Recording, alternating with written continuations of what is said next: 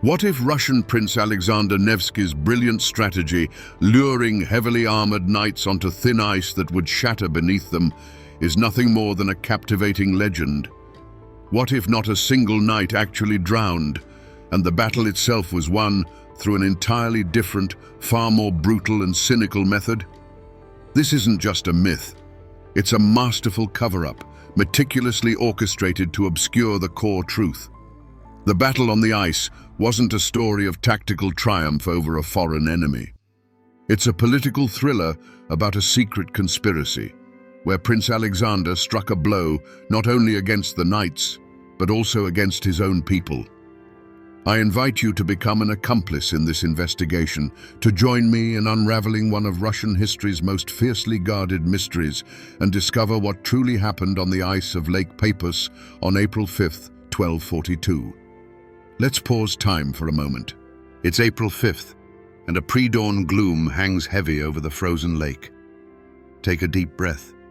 The air is icy, sharp, burning the lungs and reeking of apprehension. This isn't a poetic metaphor. It's the chemistry of fear. A thick fog carries the scents of thousands of people and hundreds of horses. A pungent aroma of sweat, deeply soaked into sheepskin coats and raw hide, mixed with the smell of horse manure and damp, decaying straw. Piercing through this base layer is the sour tang of cheap wine and rye kvass, which the warriors used to warm themselves through the night, along with the smoke from thousands of campfires, saturating everything with the scent of damp pine and burnt porridge. And hovering above it all is the faint, clean, cold scent of the ice itself, a harbinger of the approaching thaw. Now, let's listen closely. The silence before battle is deceptive, woven from a million muted sounds. It's the uneven whinnying and snorting of nervous horses, the creak of leather harnesses, the soft clinking of chainmail with every movement. It's the monotonous, almost meditative rasp of whetstones against steel as warriors give their swords and axes one last edge. And of course, the murmur of voices, a low, muffled hum of thousands of voices speaking in different dialects. Here, the sharp, clipped tones of the Novgorodians blend with the melodic, drawn-out vowels of the Suzdalians from the princely retinue. They aren't shouting, they're whispering, checking their weapons, adjusting their armor, tossing short, clipped phrases back and forth. This is the sound portrait of an army gathered from different worlds for a single purpose. To truly understand these people, standing on the precipice of eternity, you need to grasp two words that were woven into their consciousness like an operating system. The first word, pravda. For them, this wasn't merely truth in the modern sense. It was the highest law, divine order, justice, and the ancestral way of life, all rolled into one. They marched onto this ice not to die for territory, but for their pravda, for their faith, and for the land of their fathers. And they knew that facing them stood people who possessed their own alien and hostile pravda, a pravda they carried on the tips of their spears.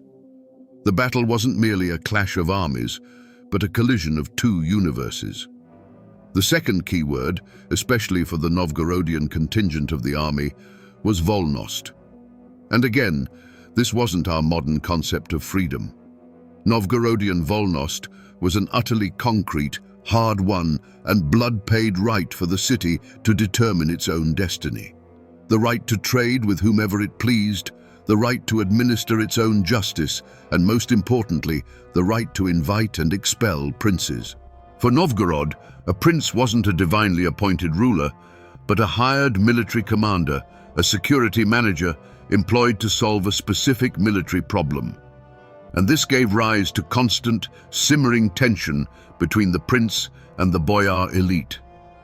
To fully grasp this fragile equilibrium, imagine a modern-day mega-corporation called Lord Novgorod the Great. Its board of directors comprises the wealthiest boyar families, with the posadnik serving as their chairman. When an external threat emerges, capable of collapsing their entire enterprise, in this case the Livonian order, they hire the best crisis manager on the market. That's the young, ambitious, and incredibly effective Alexander Yaroslavich. They grant him a blank check for military operations, along with resources and an army. But a clause, written in fine print, is embedded in this unspoken contract. Once the crisis is resolved, his authority expires, and the board of directors will be watching intently, ensuring that their victorious manager doesn't start thinking he owns the entire corporation. And so now, breathing this cold, war-scented air, we understand that tension isn't just hanging between the Russian army and the nightly Wedge on the horizon. The main fault line runs through the very heart of the Russian formation. It's a fissure between the prince's personal retinue, loyal to him unto death, and the Novgorodian militia, which answers to its own Boyars. Here, it wasn't just two armies clashing. Here, princely power and republican self-governance collided. And it is this internal conflict that will be the detonator for the drama about to unfold on the ice. The starting point, the catalyst that ignited this bloody drama, wasn't the knight's first raid. It was a systemic crisis that had reached its boiling point. In the winter of 1241, the Livonian order did the unthinkable. They seized Pskov. This wasn't just a border skirmish, it was a dagger plunged into the heart. Pskov was Novgorod's younger sibling, the gateway to the Russian lands. For the first time in history, Teutonic steel had penetrated so deeply. The panic that swept through Novgorod's merchant rows was almost palpable. The boyar elite, the mercantile party, attempted to solve the problem on their own, but their militia was routed. It became clear their business model of governance, effective in peacetime, was utterly helpless against the professional military machine of the order. And so, at an emergency session of the Novgorodian Wedge, the boyars were forced to make the most humiliating choice of their lives. They dispatched envoys to Prince Alexander Yaroslavich, the very Alexander whom they themselves, just a year prior, had shamefully expelled from Novgorod, fearing his growing influence after his victory over the Swedes on the Neva River. Imagine the scene. A delegation of the Republic's wealthiest individuals, the oligarchs of their time, traveling to pay homage to a young 20-year-old commander whom they despised and feared, to beg him to return and save them. This was more than just a plea for help. It was a public admission of their own impotence. They handed him the keys to the city and the army, hoping he would be merely a tool in their hands. They didn't yet know they had invited not a guard dog, but a wolf into their home. The Alexander Nevsky who emerges before us isn't simply the brave hero from a grade school textbook. He is a politician of an entirely new, ruthless caliber. He had witnessed firsthand what the Mongols had done to the fragmented Russian principalities. He grasped a fundamental truth, one inaccessible to the Novgorodian merchants. In this new world, survival belonged not to the wealthiest, but to those with the strongest army and the most centralized power. His grand idea, born at that moment, was revolutionary and incredibly audacious. He decided to use the Livonian threat not merely to defend Novgorod. He resolved to wield it as a battering ram, to crush not only the external enemy, but also the internal boyar opposition, bringing an end to Novgorodian self-governance and building a unified, powerful state under his own hand. His first moves had the effect of a bombshell. Upon returning to Novgorod, he wasted no time on lengthy meetings or political horse trading. He acted with lightning speed and extreme ruthlessness. Gathering his retinue and the militia, he stormed Pskov, leaving the knights no chance whatsoever. He didn't merely liberate the city. He orchestrated a public execution of the Order's collaborators, making it unequivocally clear to everyone, enemies and allies alike, that treason would be met with death. And then, instead of returning triumphantly to Novgorod, he did the unthinkable. He led his army further into the Order's own territory. He had no intention of merely defending. He was forcing a decisive battle on the enemy, on his chosen ground and on his terms. The reaction of the boyar elite was a mix of horror and admiration. They had gotten what they wanted. The enemy had been driven out of Pskov. But the prince wasn't stopping. He was leading their sons, their militia, their money into a risky gamble that, if successful, would transform him into an undisputed leader, a national hero. His popularity among the people grew daily, and the Boyars, with chilling dread, realized they had created a monster that was about to devour them. In secret meetings, within the dim light of their chambers, they concluded that a crushing victory for Alexander would be far more terrifying for them than a defeat at the hands of the knights. And it was then that they conceived their own monstrously cynical plan. Thus, by April of 1242, on the ice of Lake Peipus, not two, but three forces with three distinct objectives were destined to clash. The first force, the Livonian Order, aimed to crush the Russian army and continue its eastward expansion.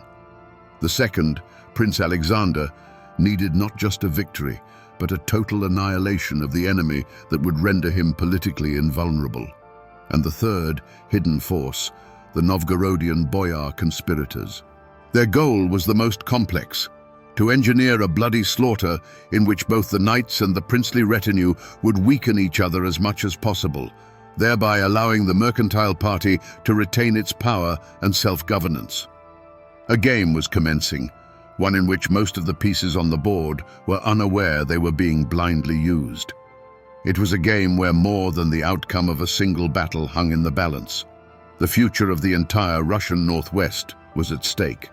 And Alexander Nevsky, knowing or at least suspecting the conspiracy, prepared to make his move, one intended to overturn the chessboard entirely. To understand what transpired on Lake Peipus, we must stop thinking of the battle as a chaotic melee. Instead, imagine a perfectly constructed trap, a deadly mechanism where each warrior is not just a person, but a moving part, a cog in the prince's grand design. Official history tells us it was a trap for the knights, but the truth is, this mechanism had a false bottom. It was designed to snap shut not only around Teutonic armor, but also around the treachery within his own ranks. The central metaphor of this battle isn't cracking ice, but a surgically precise, ruthless snare. First, let's look under the hood at the Order's primary striking force, the famous knightly Wedge, or swine, as it was called in Rus. This was no mere formation, it was a human battering ram, the pinnacle of military thought for its era. At the front, at the spearhead of the Wedge, marched the most experienced and heavily armored knights. Their mission was to slice through the enemy's ranks like a hot knife through butter. Behind them, rows of less protected squires and infantry widened the mass, bursting into this breach, expanding it and sowing chaos. The Wedge's strength lay in its monstrous, concentrated momentum. But within this strength lay its Achilles heel. The Wedge was effective only in motion and only when striking head-on. Losing speed or being attacked from the flank, it transformed from an invincible ram into an unwieldy, armor-bound mob. And Alexander knew this better than anyone. Now, let's examine Alexander's disposition. The classic version of events states that the prince executed a brilliant tactical move. He deliberately weakened the center of his army, the so-called Chelny Polk, which consisted of the Novgorodian militia. Along the edges, on the flanks, he positioned his strongest and most loyal units, his princely retinue. An ambush regiment, commanded by his brother Andrei, was hidden in cover, presumably behind the very Raven Rock mentioned in historical accounts. The plan appeared flawless. Allow the knights to break through the weak center, get bogged down deep within the defenses, and then deliver crushing blows from the flanks and rear, snapping the trap shut. This is the version that made it into the textbooks. But what if the center was weak, not because the prince ordered it, but because the Novgorodian Boyars wanted it that way? This is the core of their secret plan. They didn't completely sabotage the battle. They wanted it to unfold according to their script. Their militia in the center was meant to absorb the initial blow, hold for a bit, and then begin to retreat, luring the knights deeper into the Russian formation. There, in a bloody maelstrom, the Wedge would get entangled, fighting Alexander's personal retinue. And at that precise moment, the Boyars hired Varangian detachments. Those warriors with runic axes were supposed to strike the knights from the rear. The outcome: the knights would be defeated, but the princely retinue would also suffer horrific losses. The Boyars, meanwhile, would emerge from the battle as heroes who had saved the day, and their political influence would become unassailable. It was a cynical and devilishly clever plan, but they underestimated one man. And so, the gears of war began to turn. Step 1. The knightly wedge, or pig formation as it was grimly known, began its charge. The ice groaned and rumbled under the thunderous pounding of thousands of hooves. It was an avalanche of steel, plumes and banners hurtling towards the Russian lines. Step 2. The striking blow. The spearhead of the wedge formation slammed into the heart of the Novgorod militia. True to the conspirators' meticulous plan, the militiamen, after putting up a token fight, began to give ground. To the knights, it looked like the first tremors of a complete rout. With triumphant shouts, they surged forward, deeper into the fray, already tasting an easy victory. Their formation lost its cohesion, their momentum faltered, and they became mired in the dense mass of retreating Russian warriors. The Boyar conspirators, watching from the sidelines, must have been rubbing their hands together in glee. Their scheme was unfolding flawlessly. But then, Alexander unleashed his masterstroke. Step 3. The instant the pig formation was utterly bogged down and had lost its impetus, the iron fists of the princely retinue slammed into its flanks. These were no mere militiamen. These were seasoned professional warriors for whom battle was a trade, an art. A vice of steel closed in on the cumbersome wedge. The knights, who moments before had been driving their enemy before them, suddenly found themselves surrounded. A merciless slaughter ensued. The blow was struck precisely when the knights were at their most vulnerable. And finally, step 4, the most brutal and decisive stroke. From behind cover, the ambush regiment burst forth. But its target was not just, or even primarily, the backs of the knightly footmen. Its objective was the entire churning, bloody maelstrom that had formed in the center. Volleys of thousands of arrows rained down indiscriminately upon this struggling mass. Arrows tipped with unique points, the very kind we would later discover embedded in the bones of that warrior with the runic axe. Alexander Nevsky's ambush regiment coldly mowed down everyone, the knights, those who were retreating, and most crucially, the mercenary detachments of the Boyars who were just preparing to deliver their heroic blow. The prince didn't just capitalize on betrayal, he transformed it into a brutal instrument of purge. Under the guise of a battle against the Germans, he annihilated the armed forces of his internal enemies using their own hands as the weapon. This was more than just a victory. It was an execution. We see arrows on a map, charting the maneuvers of regiments, but we often forget that behind each arrow lie thousands of human fates.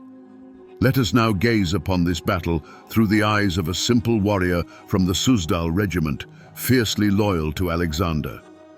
A month before the battle, he had trudged nearly 400 kilometers through the spring thaw and the lingering remnants of winter's snow from his home to Pskov and then deeper into enemy territory.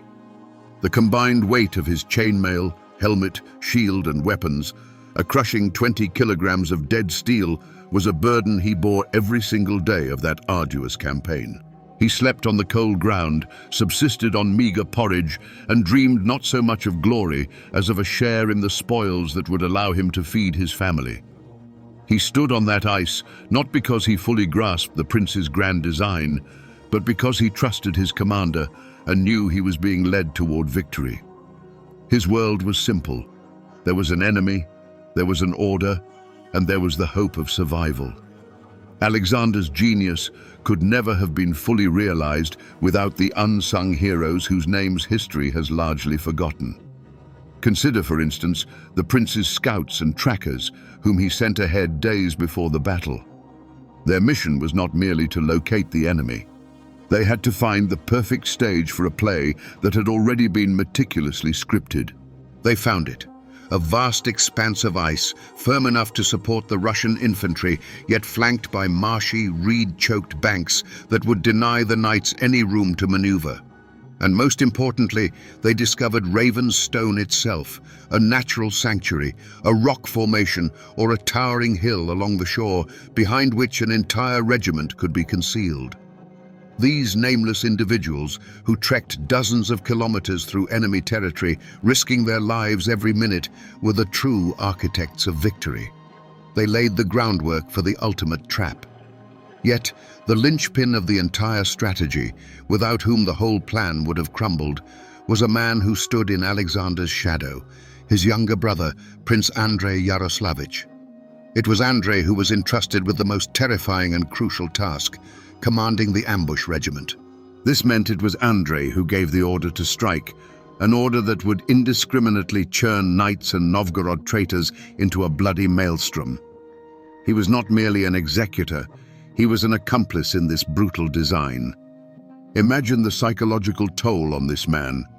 He had to stoically watch as the enemy shattered the center, as his countrymen fell, all while waiting for that one perfect moment to strike. And when that moment arrived, he had to give the command to fire upon his own. Andrei was more than a commander. He was his brother's hands, the embodiment of his will that carried out the dirtiest work of this battle. It was Andrei Yaroslavich's warriors who unleashed those very arrows that, nearly 8 centuries later, we would find lodged in the bones of that same warrior with the runic axe. The man discovered near Raven's Stone was killed not by an enemy, but by a hand that was, formerly, an ally.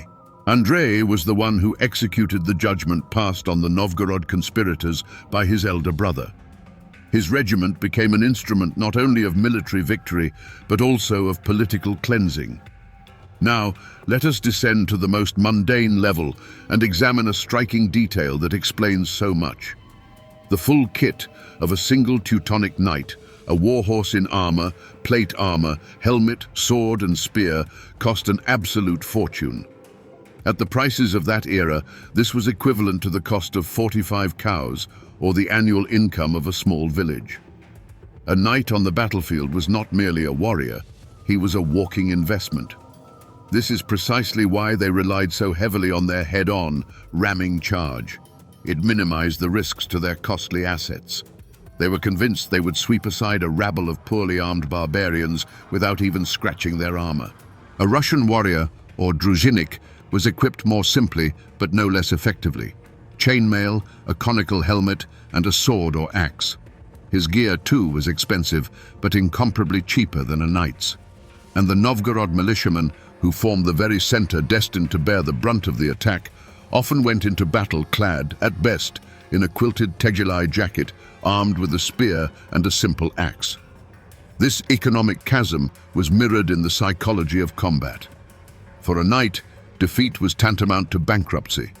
For a Russian druzhinik, it meant the loss of life and weapons. And for a militiaman, often only the loss of life. This is why, after the battle, the field transformed into a colossal marketplace. Stripping the armor from dead and captured knights was a vital part of the victory. Every captured knight's kit represented an immense fortune. The battle was not only a clash of truths and ideologies, but also a massive economic operation. Alexander, by crushing the Order, not only secured his borders, but also seized enormous spoils that bolstered his treasury and allowed him to generously reward his loyal warriors. And in this bloody redistribution of property, the fate of individuals, like that warrior with the axe, was merely a bargaining chip in a much larger game. Even the most brilliant plan clashes with reality, and on Lake Peipus, reality very nearly shattered Alexander's entire design. The perfect storm hit precisely at that moment of the center's breakthrough. According to the conspirators' plan, the militia was supposed to retreat in an organized fashion, luring the knights deeper. According to the prince's plan, he was supposed to exploit this. But at some point, the retreat devolved into a panicked, uncontrolled rout. The central regiment simply broke and ran. The chronicle dryly states, "The Germans and Chud broke through the regiments with the pig formation. This short sentence describes a catastrophe. The wedge did not just break through the center, it utterly overran and scattered it. In that moment, for a few critical minutes, Alexander's entire strategy hung by a thread. The knights, intoxicated by their success, might not have bogged down in the center, but instead wheeled around to strike the flanks of the princely retinues, which were still preparing their assault. Had that happened, the Russian army would have been bisected, and the battle would have been lost with catastrophic consequences. Panic, a chain reaction, is the most formidable enemy of any army. Witnessing the flight of the central regiment, even the flanks could have wavered. Alexander, standing with his personal guard, must have endured the most terrifying moments of his life. His trap was on the verge of snapping shut around him. And here, we see how the strength of the system became its vulnerability. The very reliance on a double game, on exploiting the Boyars' betrayal, turned against the prince. He had counted on a controlled retreat from the Novgorodians, but received uncontrollable chaos instead. He entrusted the most critical part of the plan, withstanding the initial impact, to his most unreliable troops. The Novgorod militia, composed of artisans and merchants, lacked both the steadfastness and motivation of professional warriors. Faced with the steel avalanche, they simply broke. Their task was to play the role of bait, but they overplayed their hand and nearly ruined the entire operation. So, what saved the day? Likely two factors. First, the knights' own overconfidence. Seeing a fleeing enemy, Master Andreas von Velven and his commanders most likely concluded that the battle was already won. They did not bother to reform for a flank attack, but instead surged forward, deeper into the fray, to finish off the enemy and capture as many prisoners and as much valuable baggage as possible. Greed and contempt for their opponent played a cruel trick on them. They swallowed the bait too deeply and too quickly, failing to notice the steel jaws of the trap, already poised to close in from the sides. The second and decisive factor was the iron composure of Alexander himself and his brother Andrei. Despite the catastrophe in the center, they did not succumb to panic. They waited for that one absolutely perfect moment when the knightly wedge, carried away by the pursuit, finally lost its formation and transformed from a battering ram into an uncontrollable mob.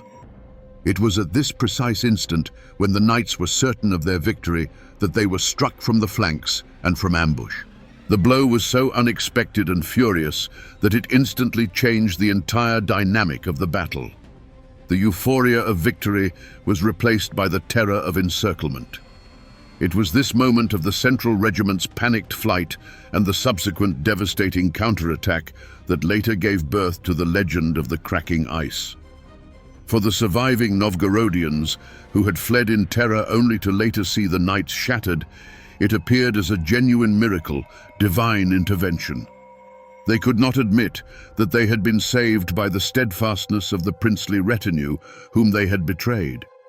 It was far more convenient to explain everything as the will of heaven and a brilliant ruse by the prince, who supposedly lured the enemy onto fragile ice on purpose. This version absolved them of accusations of cowardice and sabotage, while simultaneously glorifying the prince, elevating him to an almost mythical figure. The legend became the perfect cover for a very inconvenient truth. And right here, at this point of maximum tension, when everything hung by a thread, arises the central question that has remained behind the scenes of official history. Did Alexander know in advance that the center would break and run? Or did he hope, until the very last moment, that the Boyars would fulfill at least part of their duty? Was his composure the result of steely self-control or a cynical calculation that everything would indeed unfold according to the worst-case scenario, one that ultimately played right into his hands? The official narrative of the battle on the ice, meticulously sculpted by chroniclers and polished by generations of historians, stands monolithic and straightforward. A brilliant commander routed the invaders. But beneath this smooth surface, cracks have always existed. Alternative theories that attempt to explain the oddities and inconsistencies. For instance, Soviet historiography, especially during the Stalinist era, deliberately exaggerated the scale of the battle, transforming it into an epic clash of civilizations, almost a precursor to the Great Patriotic War. Talk of tens of thousands of warriors and thousands of fallen knights became common, though unsupported by any source. This was ideological hype, not historical analysis.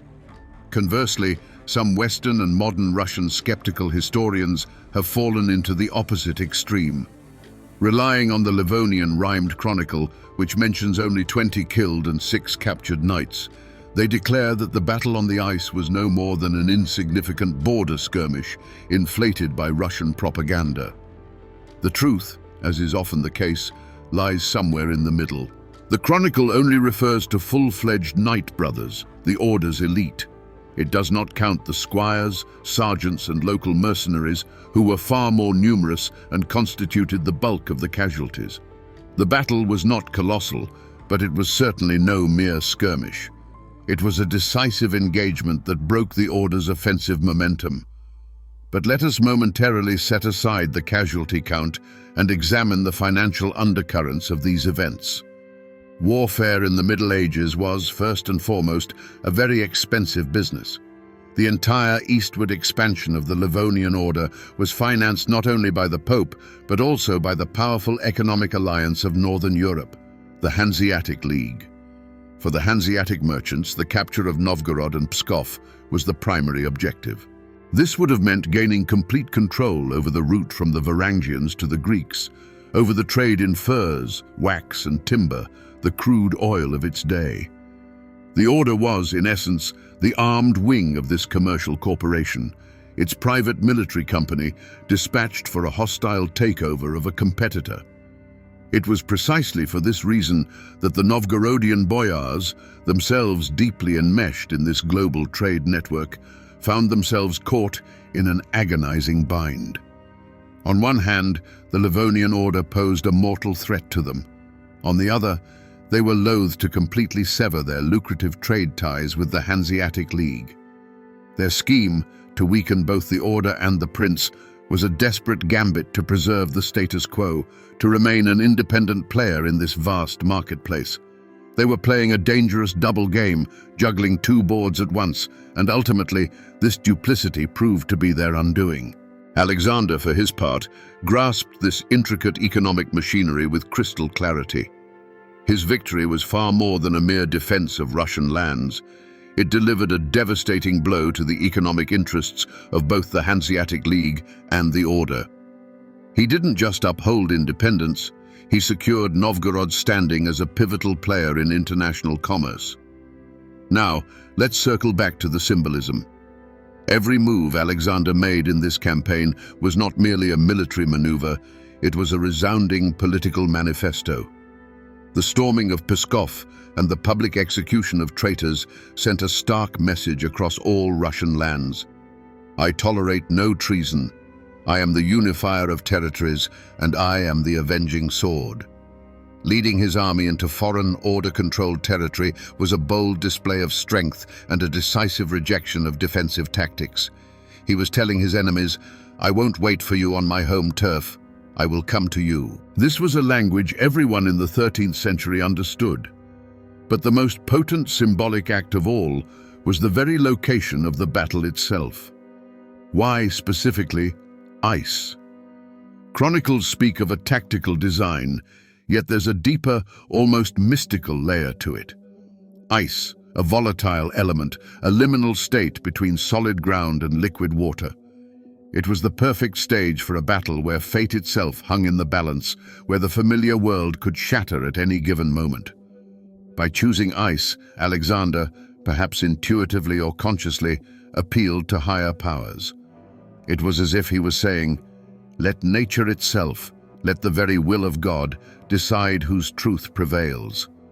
And when, after the battle, the surviving knights fled across that ice for another 7 versts, relentlessly pursued by Russian cavalry, it wasn't merely a retreat.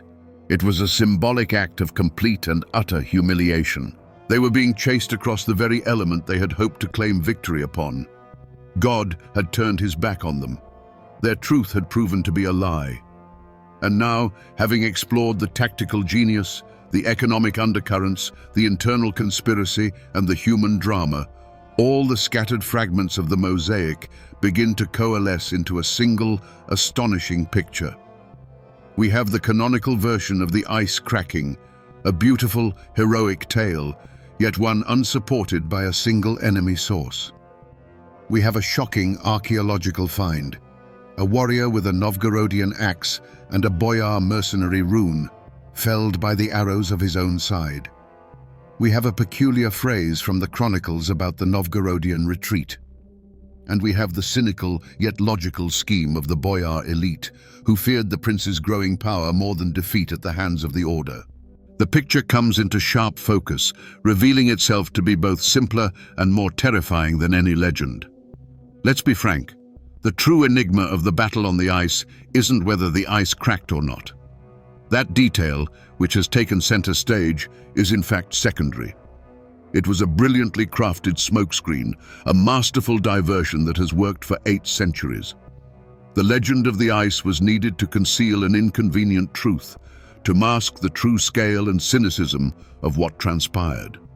It transformed a brutal political purge into a miracle and divine providence, inscribing Alexander's name in history in golden letters while burying all inconvenient questions deep beneath layers of ice and time.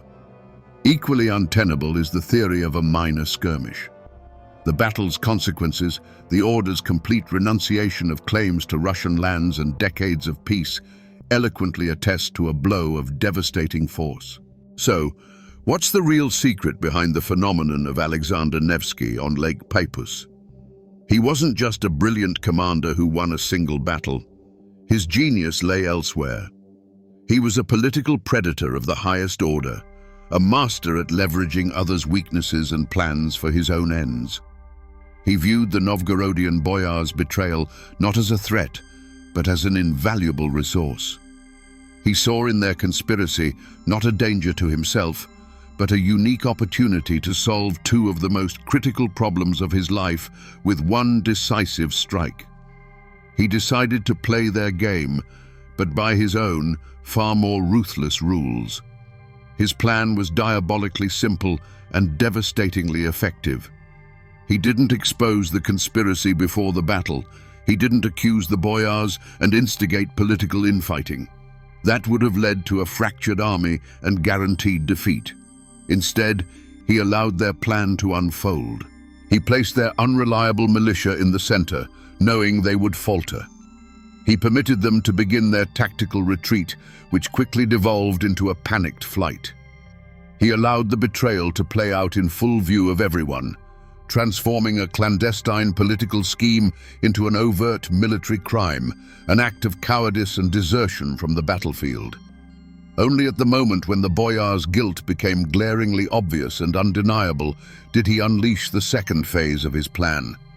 He struck the enemy with flanking regiments and his ambush force, but this blow wasn't aimed solely at the knights.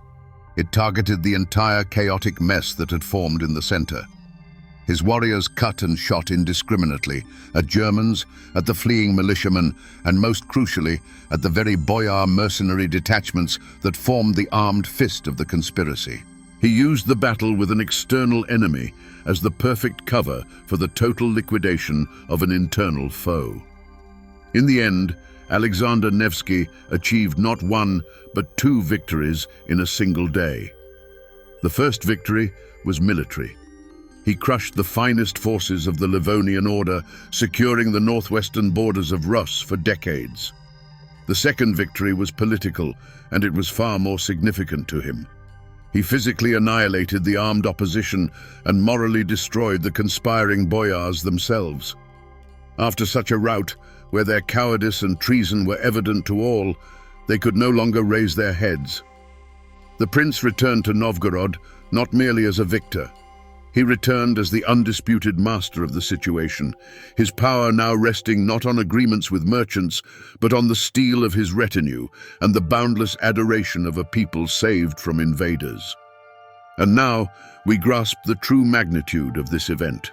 On the ice of Lake Peipus, Alexander Nevsky laid the foundation for an entirely new model of power, a model where the supreme ruler uses external threats to consolidate society and ruthlessly suppress any internal opposition. He demonstrated that for the sake of a great goal, the unity and strength of the state, it is not only permissible but necessary to sacrifice not just enemies, but even one's own, if they stand in the way. This logic would become a defining characteristic of all subsequent Russian history. This is no longer pure politics or war. This is a design of titanic, almost divine scale. To write a scenario in which your enemies, without even realizing it, play roles leading to their own demise, and to do so on the stage of a great national victory, that is a level of strategic thinking accessible to only a select few in human history. The beautiful legend of the battle on the ice concealed beneath it the birth of a new, harsh, and pragmatic political reality. The domino effect unleashed on the ice of Lake Peipus proved astonishing in its power and longevity.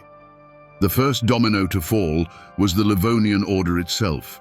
Its eastward expansion wasn't merely halted, it was psychologically broken.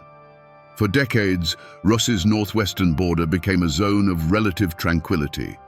This afforded Alexander Nevsky the most precious commodities, time and free rein. He was able to focus on what he perceived as the primary threat, the Golden Horde.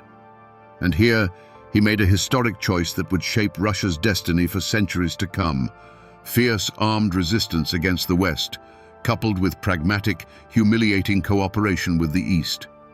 It was this very strategy, born from the ashes of the battle on the ice, that was adopted by his descendants, the Muscovite princes.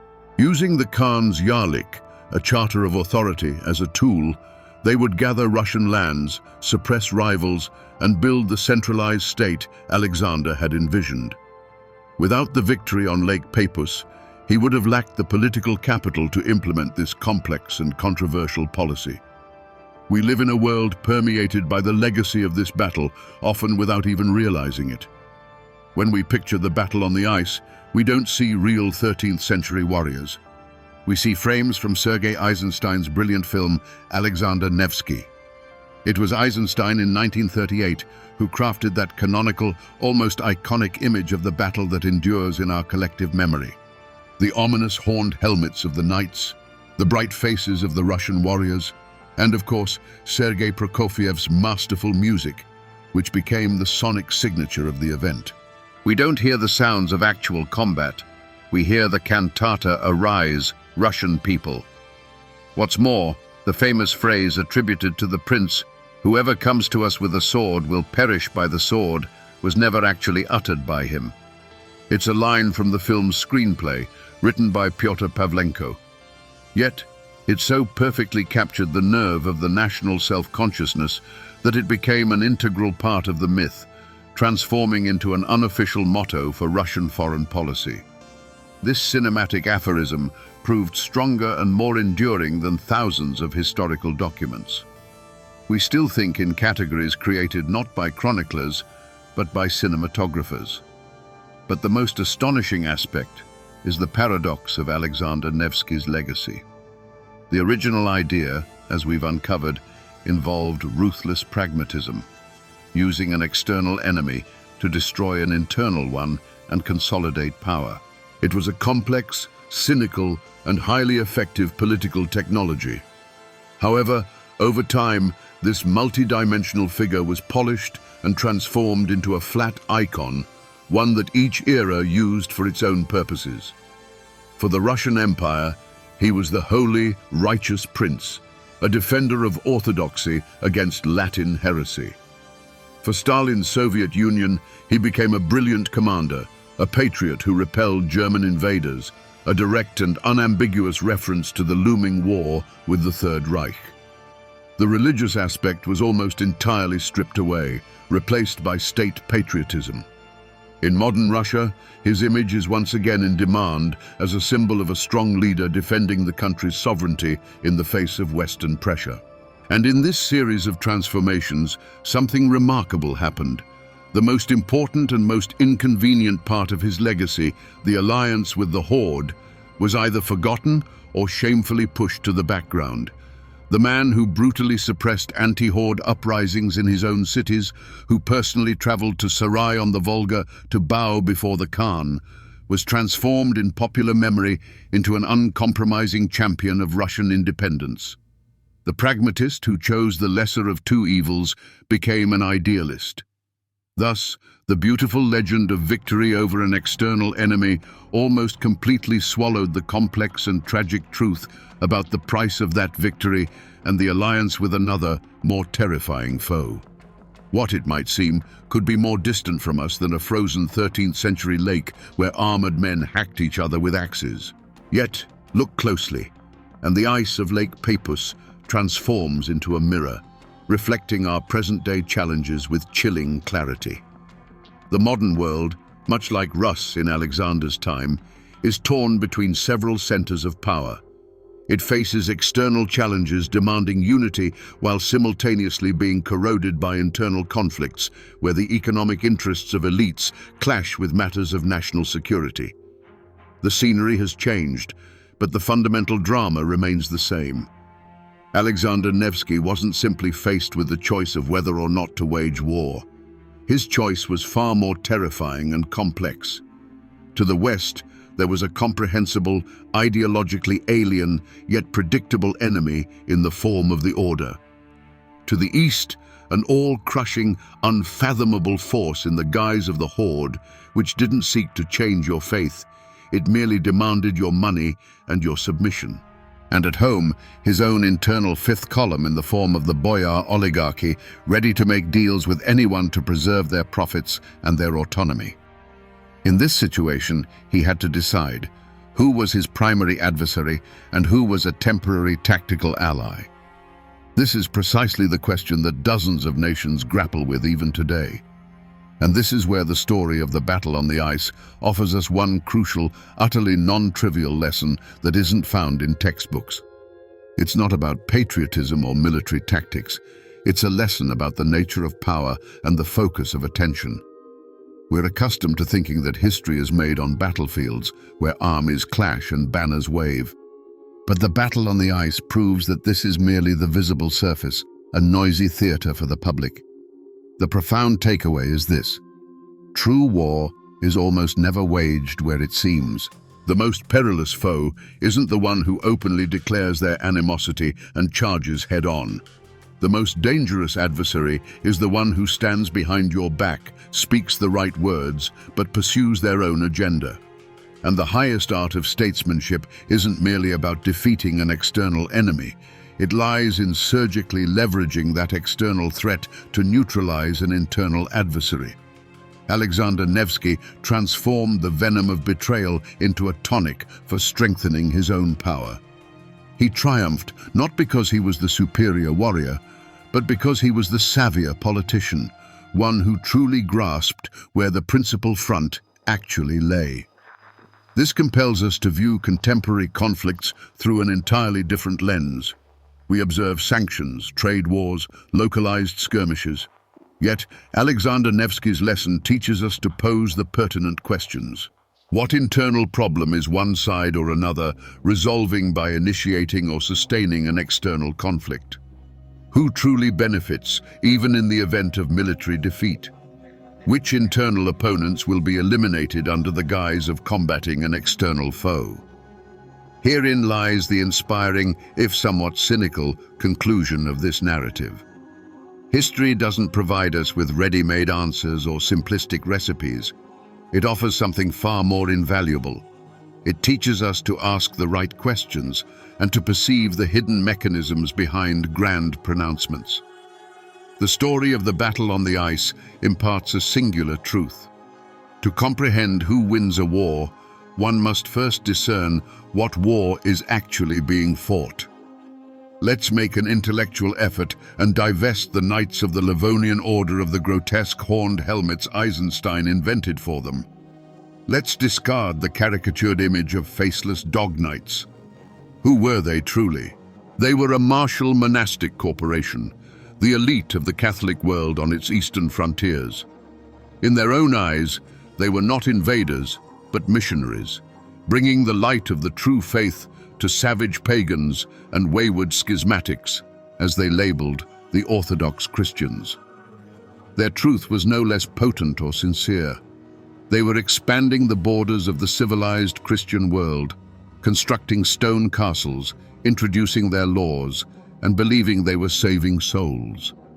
They represented a complex, ancient, and self-sufficient civilization with its own logic and its own concept of good.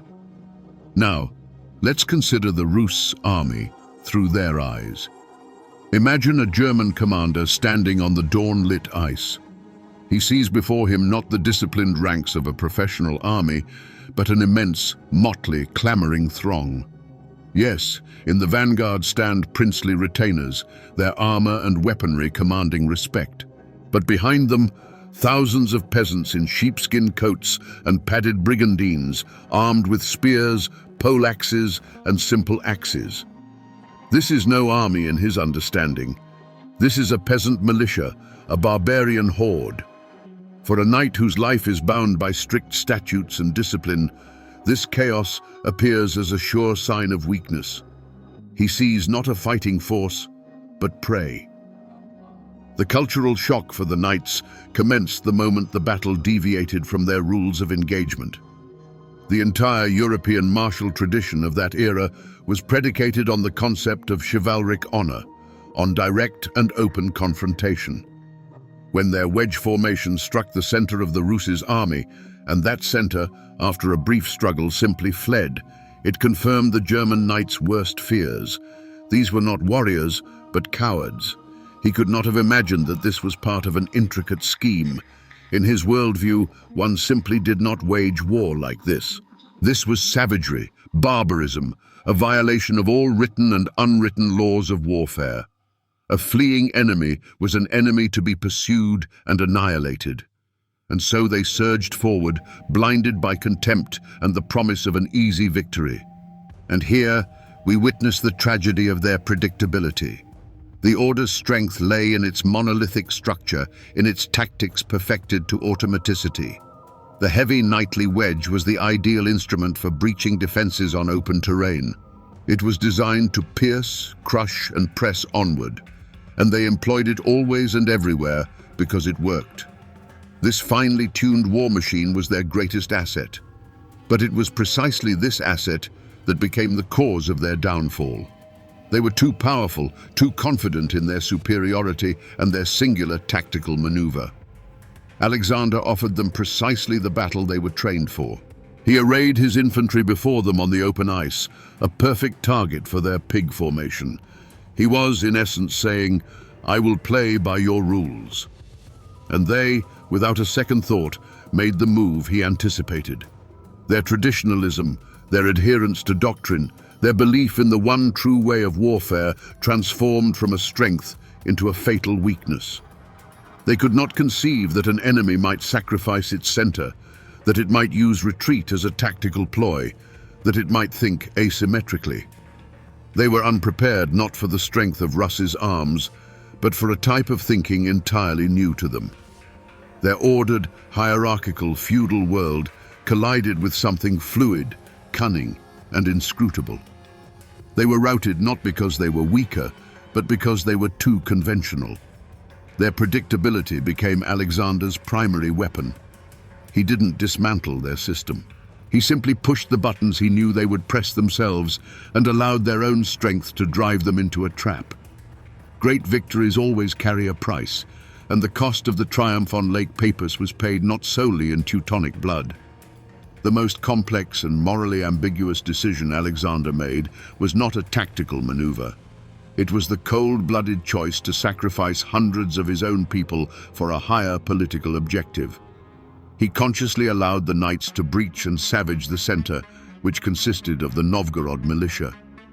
He watched his compatriots perish, knowing that their deaths were an indispensable element of his design. This wasn't merely military cunning, it was cynicism of an extreme, almost inhuman level, where human lives become pawns on a grand chessboard. The consequences of this decision were horrific and inexorable. He saved the state, but he did so by offering to the bloody altar of victory the very portion of the people he was formerly protecting.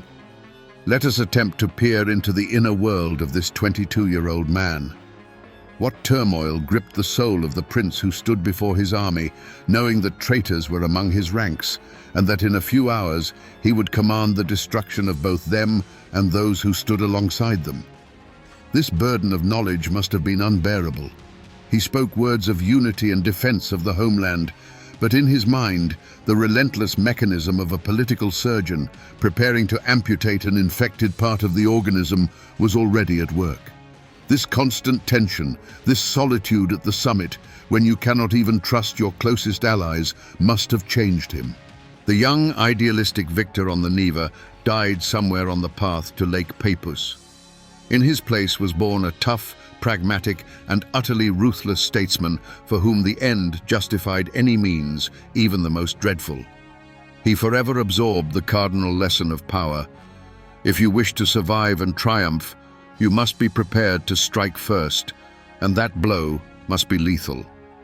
And if that required sacrificing a part of his army, a part of his reputation in the eyes of posterity, a part of his soul, he was ready to pay that price. This battle was not only his triumph, but also his personal tragedy. He won as a ruler, but perhaps lost as a human, forever crossing that line beyond which compassion yields to state necessity. Let's return to the warrior whose remains were discovered beneath Ravenstone. His story is the quintessential embodiment of the price paid for Alexander's genius. This man was not a traitor in the conventional sense. He was a professional mercenary, a Varangian, hired into the service of Novgorod's wealthiest boyars, his legitimate employers. He came onto that ice to honorably fulfill his contract, to fight against the knights. He stood in formation, perhaps retreated on command, and then prepared to strike the enemy. And at that moment, an arrow struck him in the back or side. An arrow unleashed not by an enemy, but by a warrior from Prince Andrei's ambush regiment. His death was no accident, no tragic misstep in the heat of battle. This was a deliberate assassination. He was sacrificed to a grander purpose, not because he was an enemy, but because he served the wrong master.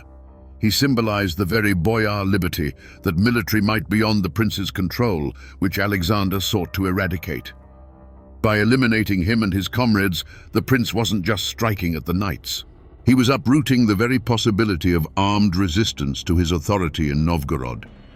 This nameless warrior with a runic axe became the ultimate sacrifice on the altar of success.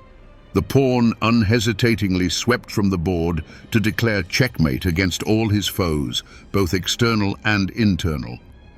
When we speak of a clash of civilizations, we often envision a smooth synthesis. But what unfolded in the Rus's northwest during the 13th century was no melting pot. It was more akin to a blacksmith's forge, where two white-hot cultures slammed against each other with a resounding clang. Let's begin with architecture. On one side, the wooden, sprawling, almost organically grown Novgorod, with its white stone, skyward-reaching yet harmonious churches of Byzantine style. On the other, the Order's stone castles, Koporie, Izborsk. These were not mere structures, they were ideology forged in stone. Rigid, geometrically precise fortresses biting into the earth, built not for life, but for domination. This was not a dialogue, but a dispute between two worldviews expressed in wood and stone. The religious conflict was even more fervent. To the knights, the Orthodox were schismatics, lost sheep to be herded back into the fold of the true Catholic Church by fire and sword if necessary. To the Rus, however, the Catholics were Latins, heretics who had corrupted the faith of their ancestors. This conflict was not abstract. When the knights seized Pskov, they installed their own priests in Orthodox churches, attempting to conduct services according to their own rite. For the Pskovians, this wasn't just a change of power, it was the desecration of a holy place, the end of the world confined within a single city. It was a harsh, irreconcilable conflict at the most fundamental level. And yet, through this wall of hatred and misunderstanding, the most astonishing and peculiar hybrids sprouted. Consider military affairs. Rus's Druzina warriors, recognizing the effectiveness of Western armor, began actively incorporating and adapting its elements. For instance, the heavy great helms we observe in depictions of some Rus's warriors are a direct adoption from European knighthood. Yet, for all this, the Rus's army did not become a mere copy of its European counterpart. It retained its flexibility, its reliance on maneuver and archery, its tactics of ambush. Consequently, a remarkable hybrid emerged on the battlefield. A warrior whose silhouette resembled a European knight, yet who fought by entirely different rules that, from the German perspective, were barbaric. Even more astonishing hybrids emerged in the realms of law and commerce. For centuries, Novgorod had traded with the Hanseatic League. Within its territory existed the German Yard, essentially a state within a state, with its own laws and warehouses. The treaties Novgorod forged with German cities are unique legal documents, where ancient Rus's legal norms intertwined with the principles of European commercial law. This was an attempt to forge common ground rules for two entirely distinct worlds. These treaties were fragile and often violated, yet their very existence proves that even during a Cold War, economics compelled people to negotiate and create shared, hybrid institutions. But perhaps the most striking example is the cult of Saint Olaf, King of Norway, in Novgorod. A Catholic saint, a former Viking, was revered in an Orthodox city. A church was even built for him. Why? Because a shared Varangian history and common trade routes proved more potent than religious differences. This phenomenon reveals just how complex and layered these relationships were. There wasn't a monolithic West. There were Danes, Swedes, Norwegians, Hanseatic Germans, and the Germans of the Order. And with some, one could wage war, with others, trade, and to the saints of still others, pray. So, how did life change for an ordinary Pskovian or Novgorodian caught at this juncture? Before the direct confrontation, a German was part of daily life. He was a business partner, sometimes a competitor, a neighbor on the trading row. His language was incomprehensible, his faith alien, but one could conduct business with him. The capture of Pskov transformed the abstract foreigner into a concrete enemy. The old habit of pragmatic coexistence vanished. In its place came fear and hatred. New words associated with occupation and war entered the vernacular. After the battle on the ice, that wall grew even taller. The victory didn't foster synthesis. On the contrary, it led to entrenchment and isolation. Novgorod defended its faith and its freedom, but the cost was steep. It became more insular, more wary of any Western influences. The great cultural melting pot didn't just stop simmering, it froze solid, covered in a thick crust of ice, much like Lake Peipus itself. And this ice in the relationship between Russia and the West would melt and refreeze repeatedly for many centuries to come. As soon as the cries and the clang of steel faded from the ice of Lake Peipus, a second, equally crucial battle began.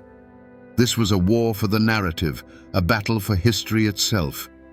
In this information war, Alexander Nevsky and his inner circle displayed no less genius than they had on the battlefield.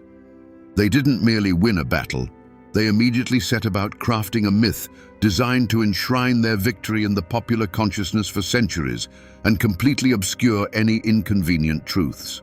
The primary tools of this propaganda were the chronicles, and most notably, the later written life of Alexander Nevsky. It was within these texts, crafted under the patronage of princely and ecclesiastical authority, that the legend of the cracking ice was born. This was a stroke of propaganda genius. First, it was simple and comprehensible to everyone, from boyar to humble peasant. There was no need to delve into the intricacies of flanking maneuvers or ambush regiments. It was all quite straightforward. Sacrilegious enemies trespassed on Russian soil, and nature itself, by divine will, punished them. Second, this version transformed Alexander from a merely talented commander into a chosen one of heaven, a holy warrior aided by higher powers. This wasn't just a victory, it was a miracle. This deification imbued his authority with a sacred, unassailable character. And third, and most crucially, this legend elegantly sidestepped the Boyars' betrayal, the panicky retreat of the center, and the brutal mop-up operation conducted by the ambush regiment. Naturally, this narrative also had its counter-propaganda. Its main source was the Livonian rhymed chronicle, penned from the German perspective. In it, of course, there is no mention whatsoever of knights plunging through the ice.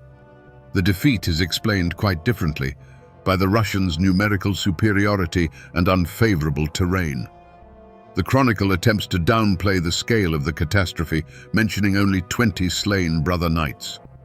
In their account, Alexander appears not as a holy warrior, but as a treacherous barbarian employing dishonest tactics.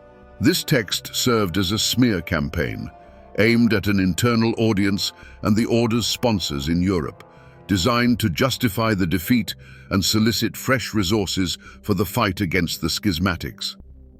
But there was another, hidden counter-propaganda, one not recorded in chronicles, but living instead as whispers and rumors in the dim corners of Novgorod's halls. The conspiring boyars, having suffered a political fiasco, could not openly criticize the victorious prince. Yet they undoubtedly circulated their own version of events. The prince is a cruel tyrant. He deliberately sacrificed our sons, the Novgorod militia, to spare his own retinue. He drowned in blood not only the Germans, but also the city's finest men. These rumors could not shake Alexander's widespread popular acclaim, but they did nourish a simmering opposition, a constant tension that persisted between the prince and Novgorod's elite until the very end. And here, using the most pivotal moment of the battle as an example, we see how history is indeed written by the victors.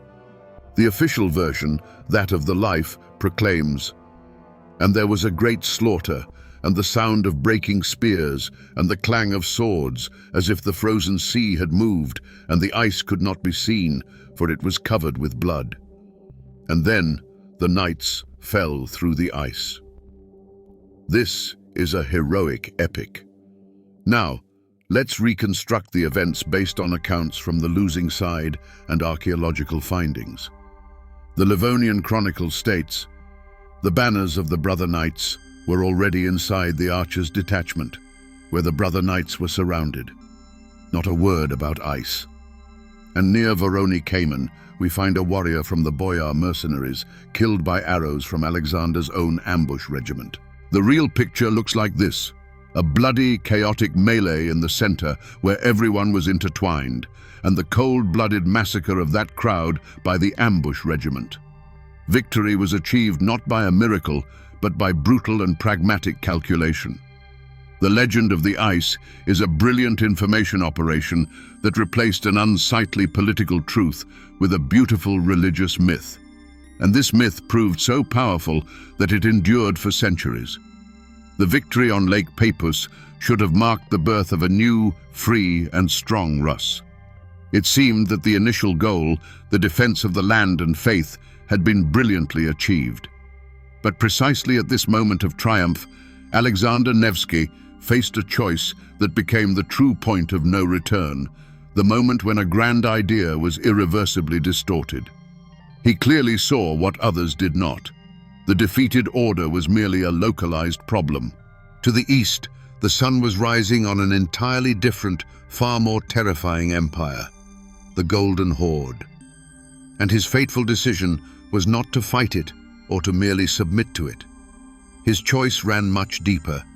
He decided to become a part of the Horde system, its chief representative in Rus, to use its power to complete what he had begun on Lake Peipus, the construction of an autocratic monarchy amidst the wreckage of princely feuds and republican liberties. The end ceased to justify the means. The means, pragmatic cooperation with the Horde, became an end in itself. The original idea of defending the Russian land mutated into the idea of preserving the Russian land at the cost of its freedom. Alexander made a cold, ruthless calculation. The West wanted soul and land. The Horde only wanted money and obedience.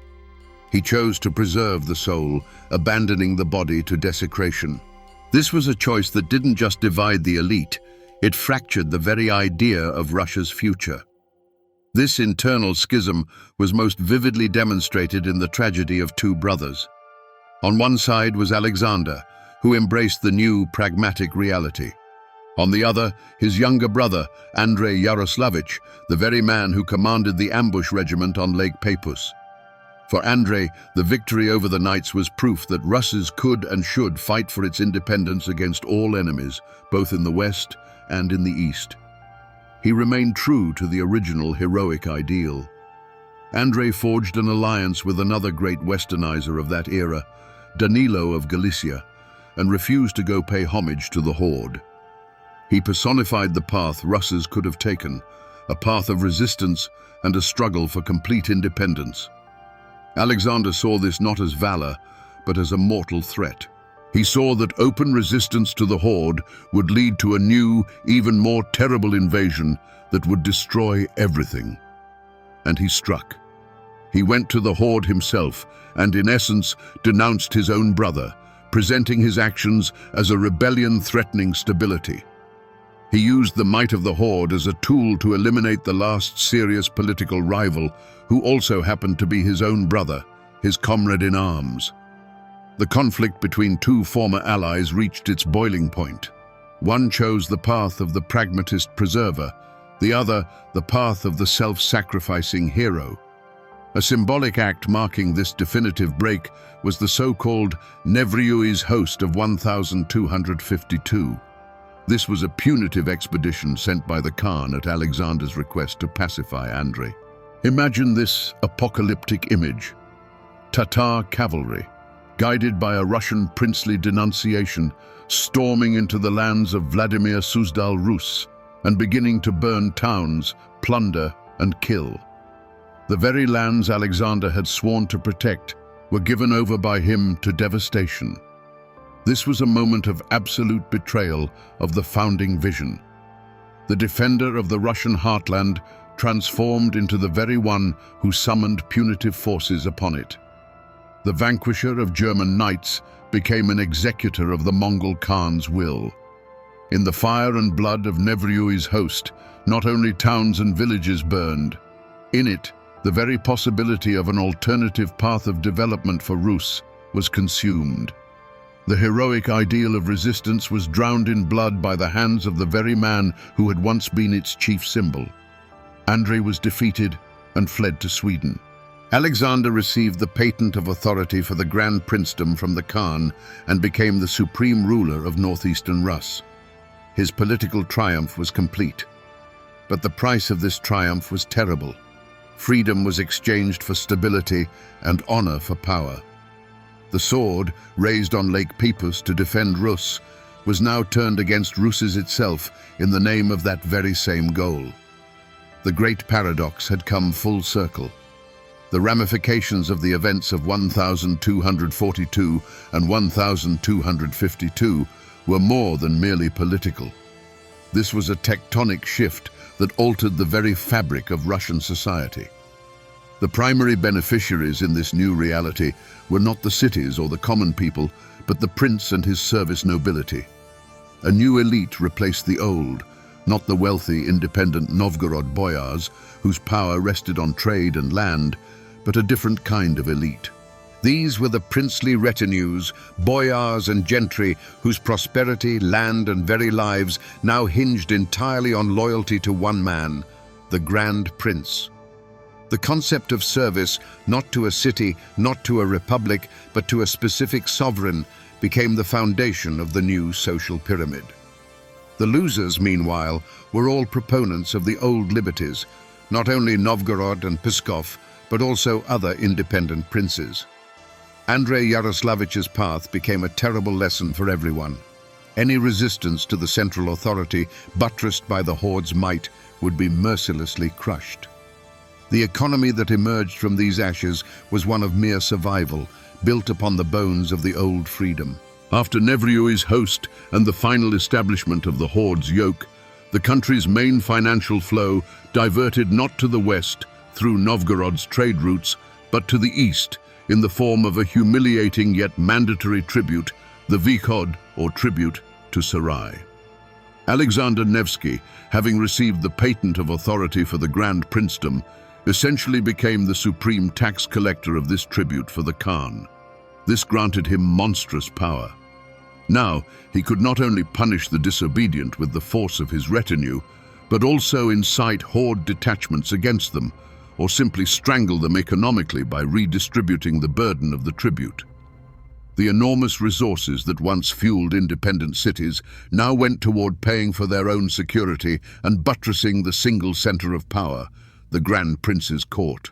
While trade routes didn't vanish, the center of economic and political life slowly began to shift from wealthy but politically neutered Novgorod deeper into the country, toward the future centers of land gathering, Tver, and ultimately Moscow. But the most profound changes occurred in the collective psyche of the people. The short-lived euphoria of the victory on Lake Peipus gave way to a collective trauma stemming from the realization of a new reality. This was not mere subjugation. It was the birth of a new, complex model of survival. Society learned a terrible lesson. Open, heroic resistance leads to ruin and devastation. Salvation lay in cunning, patience, and submission to power. One could call this a sort of political Stockholm syndrome. The prince who had brought punitive forces upon your land was perceived not as a traitor, but as a stern yet wise father who had saved the country from an even greater, complete annihilation. The worldview of the people splintered.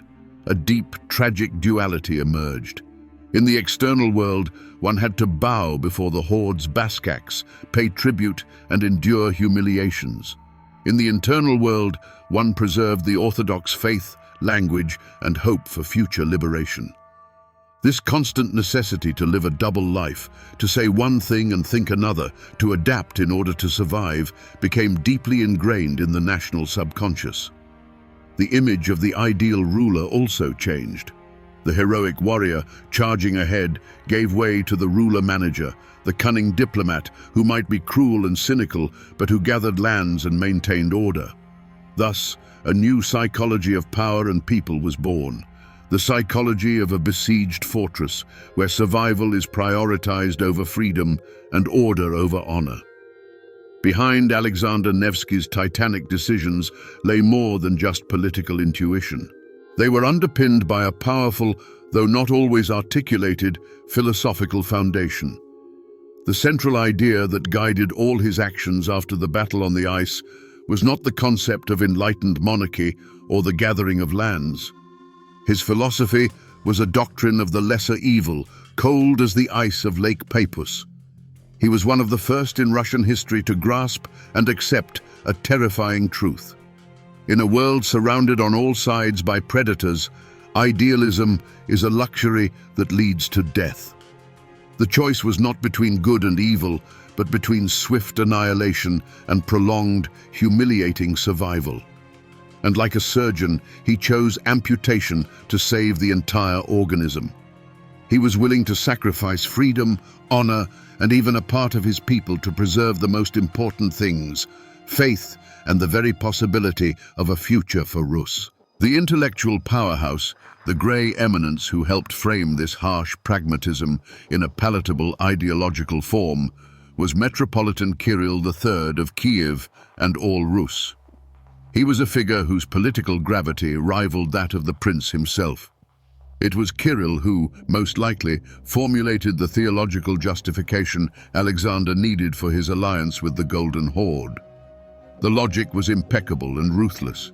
The Latins, the Knights of the West, were heretics. They brought not merely conquest, but a perversion of faith, a spiritual death. Their aim was to reprogram the very soul of Rus. The Horde, by contrast, were pagans and infidels. They demanded tribute and submission. They killed and plundered the body, But they were indifferent to the soul. They did not assault Orthodox faith. Moreover, they even issued yarliks, decrees exempting the church from taxes. From this perspective, an alliance with the Horde against the West was not an act of treason, but the only true path to preserve what truly mattered: Orthodox identity. Kirill gave Alexander not just advice, but absolution for his most terrible deeds in the name of a higher spiritual purpose. Opposing this powerful, centralized doctrine was another philosophy, which became Alexander's primary target. This could be called the Novgorodian ideal, or the philosophy of liberty. It was based not on the sacred authority of a single ruler, but on the power of covenant and compact, and the rule of law as represented by the city's popular assembly. This was the philosophy of a mercantile republic, a horizontal society where power was dispersed among boyar clans and the prince was merely a hired manager. It valued not so much military might as economic prosperity and independence from any singular authority. At its core lay the idea that Rus' was not a monolithic empire, but a commonwealth, a federation of free city-states. It was on the ice of Lake Peipus, and in the subsequent years, that not just a military or political clash, but a fundamental philosophical debate unfolded, a debate over Rus' future. What would it become? A centralized authoritarian state of total mobilization, prepared to sacrifice everything for survival and sovereignty. This was Alexander's path, or a decentralized, mercantile, aristocratic republic, integrated into the global economy, yet vulnerable in the face of a total external threat. This was the path of Novgorod and Andrei Yaroslavich. Alexander's victory was not merely a triumph of his warrior retinue, it was a triumph of his philosophy. He proved by force that in the 13th century, only a vertical power structure, bound not by covenant, but by iron, blood, and shared faith, could survive. And this philosophical victory charted the nation's trajectory for centuries to come. The death of a titan always lays bare the fragility of his creation. In the year 1263, Alexander Nevsky died on his journey back from the Golden Horde, and at that very moment, the system of autocratic power he had forged, bound together by his will and the pervasive fear of the Tatars, began to unravel under its own weight. No external enemy had toppled it. The system began to devour itself with monstrous speed. The very mechanism Alexander used to quell internal strife, the Yarlik, the decree for the grand princely title issued by the Golden Horde, instantly transformed from a tool of order into the ultimate prize in a bloody game of thrones. A system built on submission to a single center perished with that center. Immediately after his death, a furious scramble for his legacy began. His sons, Dmitry of Pereslavel, Andrei of Gorodets, and Daniel of Moscow, tore their father's grand vision to pieces, and each began to interpret it solely to their own advantage. Unity of Rus? No, now it meant the unity of Rus under my hand. An alliance with the Golden Horde for survival? Now it meant using the Golden Horde to annihilate one's own brother. A monstrous auction of betrayals began. The Rus princes, the heirs of the victor on Lake Peipus, now raced to Sarai to inform on one another, to slander, to offer the Khan ever more tribute, all to secure the coveted Yarlik and a Golden Horde army to march against the lands of their own kin. The most vivid and tragic example of this breakdown was the struggle between the elder brothers, Dmitry and Andrei. Andrei, bearing the name of his uncle, whom his father had once exiled, completely inverted his namesake's fate. He became the primary conduit of the Horde's will in Rus. In the year 1293, unable to overcome his brother Dmitry by his own strength, he brought a new punitive expedition to Rus, the Duden's host, which swept through 14 cities with fire and sword, devastating them even more terribly than in the time of Batu Khan. The idea of an alliance with the Horde as the lesser evil transformed into its repulsive opposite. The Horde became merely a mercenary army in a fratricidal war. And against the backdrop of this bloody chaos, this orgy of self-annihilation, the last fragment of that true alternative idea which Alexander had once crushed was living out its final days. This fragment was Novgorod. Yes, it was politically weakened, stripped of its military autonomy, but within its walls, the spirit of liberty still lived. There, the popular assembly still gathered. There, law, not force, was still valued. There, trade was more important than war. Novgorod was a living reminder that Russes had another path. Like the last keeper of an old faith, it watched the madness of princes who, shielding themselves with the name of their great father, were burning their own country. But the system born of Alexander could not tolerate such a reproach. It had to destroy this alternative. And it did so through the hands of its most successful and cynical product, the Muscovite Principality, founded by Alexander's youngest son, Daniil. For 150 years, Moscow, adhering to the tenets of its ancestor, cunningly, through bribery, alliances with the Horde, and ruthless force, gathered the Rus lands under its sway. And in the year 1478, Alexander's great-great-grandson, Ivan III, arrived at the walls of Novgorod. This was the end of an era. He didn't just conquer the city. He abolished the popular assembly, executed the Boyars, and performed a terrible symbolic act, ordering the assembly bell, the very voice of Novgorodian liberty, to be removed and taken to Moscow. At that moment, the system forged on Lake Peipus achieved its ultimate victory. The last bastion of resistance was destroyed. The great centralized power, built on the principles of Alexander Nevsky, swallowed the last island of freedom, marking the tragic and inevitable finale of the drama that had begun on the ice almost 2.5 centuries earlier. After Alexander Nevsky's death, a curious paradox unfolded regarding his legacy. His name was not forgotten. On the contrary, the Church canonized him, transforming him into one of the principal Rus' saints. But this was also a form of oblivion.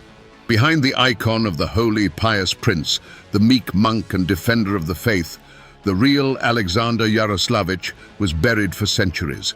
A stern, pragmatic politician, a master of compromise who brought Tatar armies upon Rus and ruthlessly dealt with political opponents. His hagiography polished a complex and tragic figure beyond recognition, removing all inconvenient facts and turning him into a one-dimensional symbol. For nearly 500 years, the true prince slept beneath the weight of his own idealized image. He was an object of religious veneration, not historical and political contemplation. The moment of rediscovery arrived in the early 18th century, and it was not a historian, but another titan grappling with similar challenges, Peter I, who resurrected Alexander's legacy. As he forged a new empire, carved a window to Europe, and waged an exhausting war with the Swedes, Peter desperately needed powerful historical symbols to legitimize his actions. And he found such a symbol in Alexander Nevsky. It was a stroke of political genius.